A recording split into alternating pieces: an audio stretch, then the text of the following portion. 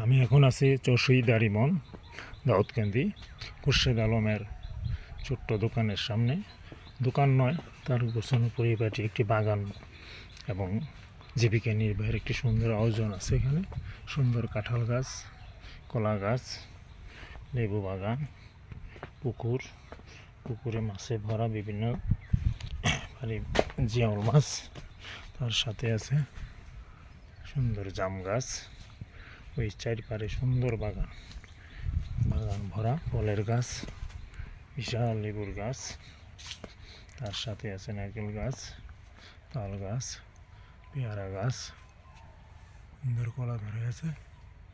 তার এই সুন্দর আয়োজন, আল্লাহ যেন তার এই আয়োজনের মধ্যে ব্যাপক ফলপ্রসূ ফল দেয়, তার জীবিকা নির্বাহকে সহজ করে।